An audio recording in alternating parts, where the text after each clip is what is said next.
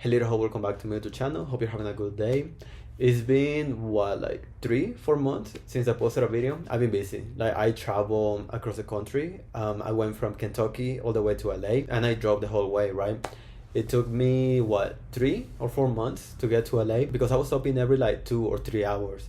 So yeah, it took me a couple months. I didn't have time to record. I wanted to actually like enjoy my experience traveling the country, so I didn't vlog anything. But yeah, I'm here, I'm back. For today's video, I asked you to tell me what was the situation that happened to you where you're not 100% sure if you handled it right. Basically, me asking you, do you overreact and you need to apologize? Or were you on the right? Like, were you being a bitch or were they like overly sensitive? So it's pretty much the same thing as Am I the Asshole? I love those videos, but they're always so fucking long. From what I've seen, the people writing do way too much. Like, they give you like a whole backstory that most of the time is not necessary. So I want to do a quick one where it's like, I don't know, a paragraph. So yeah, I hope you like it. The first story comes from Daisy and it says, he didn't answer me when we had a date schedule. I didn't give him a chance to say anything and blocked him an hour after our date.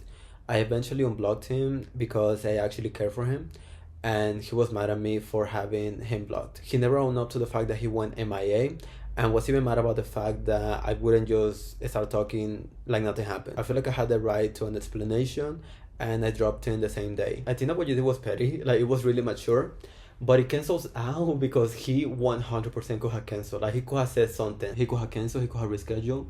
You gave him a full hour after the date for him to like say something. He didn't, so you decided to block him. I think that that's something that I would have done, but again, I do think that it was pretty petty. It was petty, 100%. But when someone is not respecting your time, I think it is okay to be petty. I like, for me, I am someone that has never been like stood up, but I'm really afraid of that happening to me. I have friends and I know people that are being stood up, and it's just so sad. So yeah, I think that your reaction was 100% justified. You gave him an hour. Like, he had more than enough time to say something. Okay, moving on from that, the next person is Destiny. She said, me and my boyfriend broke up, separated for 3 months. I slept with like 3 other people, but only told him about one because that's not his business. Anyways, when we got back together, he went through my old phone and found out about the other guys. So this motherfucker said that the only way to get even was to go fuck someone else. And he left at night and didn't come back to the next morning. He says I'm wrong for not telling him that I slept with multiple people before sleeping with him again. Honestly, I get it for both sides, right?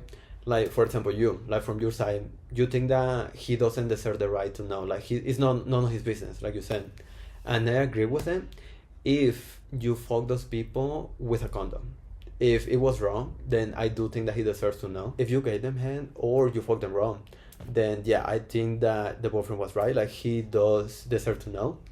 The whole the whole thing about getting even, no, you're working out. Like, he could have fucked other people too.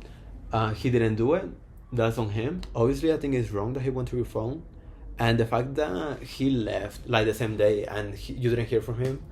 I don't know. That's not a good relationship, bitch. Like, get out. If you're still dating this person, don't. It's not gonna end well. And then you not telling him the whole truth, because you know it must have been for a reason. Like, maybe you didn't feel comfortable like talking to him that way because you knew that he was gonna have a reaction to it, or you felt like he wouldn't take you back if you told him that you slept with 3 people instead of one, or you didn't feel the need to tell him the truth.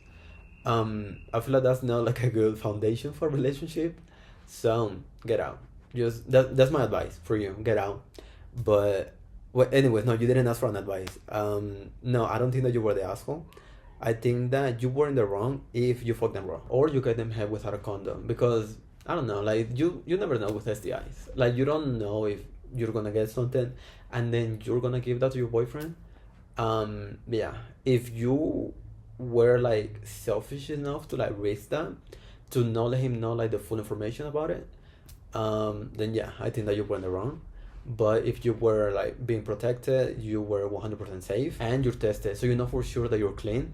You don't know him that information. Like, your sex life is none of his business. Okay, I'm gonna do one that's not a relationship.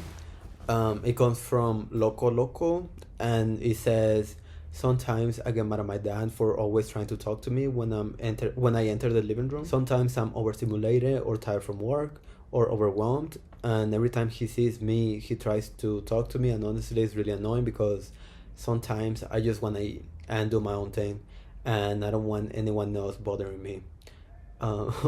This is the saddest one. This is something that I used to struggle with. Um, because for me, like, I am a really independent person. I love having my own space.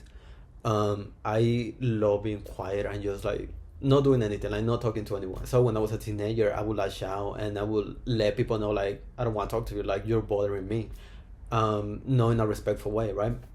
And to this day, I still regret it, dude. Like, especially to my parents, dude, because from their perspective, they're just trying to talk to you. They're just trying to talk to their child. They're just trying to build a relationship. So I think that what you should do is let them know, hey, I feel this way, and because of that, I want to have my own space. Can I be alone for like an hour or two, and then we can talk? I think that that's how I would approach him because, dude, like I'm 23, right? I don't know how old you are. You have the uwu face, so I'm guessing that you're a little young. Um, don't be an asshole to your parents because you are gonna think about it. Like, I know a lot of people that also were like little shits as kids, and they regret it. Like, it's so sad because you you're gonna get to know them as you get older, and you're gonna see the trauma. Like, I don't know, like your parents, I promise you that they have like a sad life. Probably him trying to talk to you every time that you go in probably comes from a place where like he didn't have that relationship with his dad. He wasn't close to him at all, so he wanted to not do that to you. Like, he wanted you to have a different type of relationship than what he's used to. um I don't know why I'm taking it so serious, but like for me, I think about it. Like, I promise you, if you're an asshole to your parents as a teenager, you are gonna think about it when you're a young adult. But anyways, I feel like that was too personal.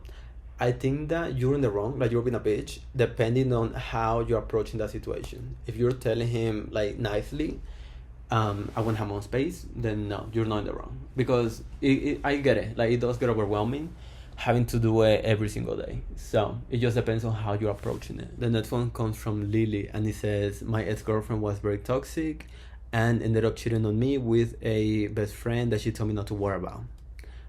When I found out, the way I broke up with her was through a Snapchat. I went out with a friend that I told her not to worry about. We went to the movies and afterwards recorded a video of us making out.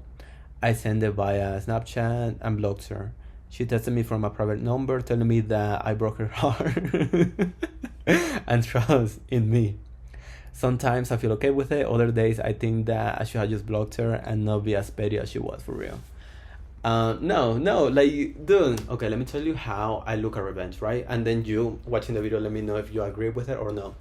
But basically, I think that you're entitled to do whatever they did to you.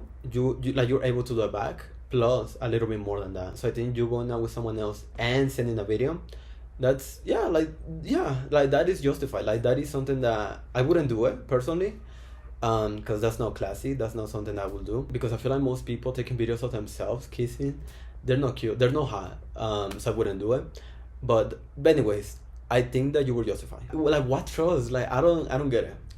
I think that she was just trying to make you look like the villain, like make you be the bad guy in the whole situation. Good for you for getting out of that relationship, because I feel like most people that are in toxic relationships or relationship with a cheater, they usually forgive him, and then after a certain point they like stand up for themselves and leave that relationship. But that's it. Like, they don't get a little revenge, or like they don't get even with a person. So a toxic ex doesn't know anything about the whole situation, so they basically like do the same thing to the next person. So I don't know, for me, like, I love it when a toxic person or like a cheating person like gets to suffer. But anyways, the next one comes from Bibi, and it says, I was talking to this guy and he never made time for me. We dated for almost 2 months and I only saw him 3 times. He will make time for his friends and the gym, but not me. So we got into an argument and it ended with us not talking.